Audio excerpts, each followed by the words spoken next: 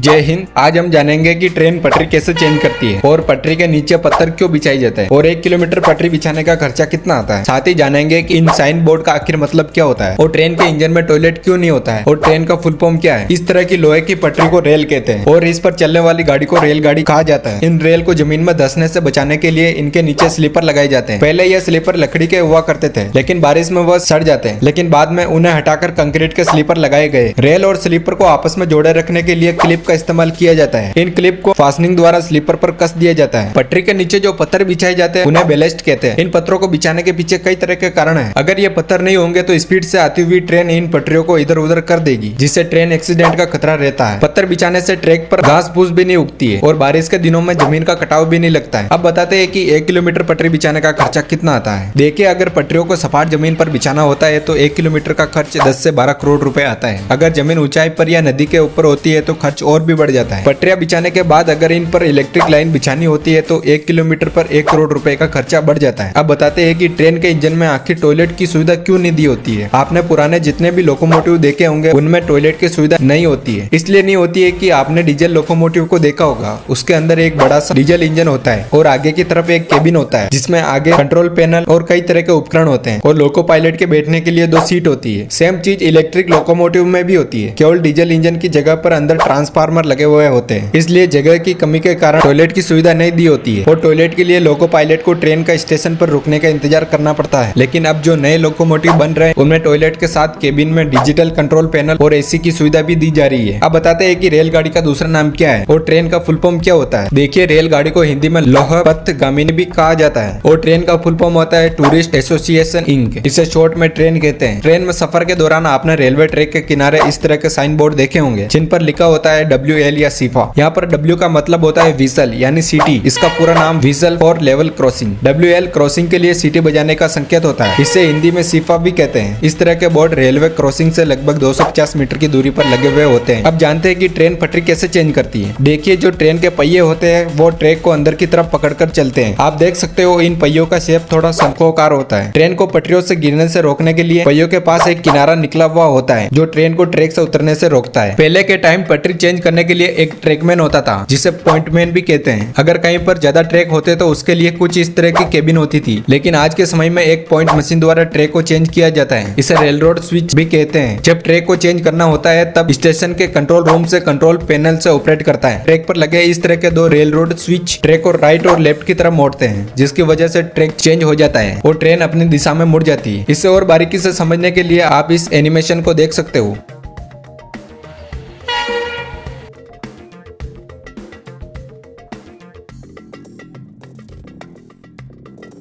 ये थी ट्रेन के बारे में कुछ जानकारी। आपको जानकारी अच्छी लगी तो वीडियो को लाइक करके चैनल को सब्सक्राइब कर देना। मिलते हैं आपसे ऐसी और वीडियो के साथ, तब तक जय हिंद।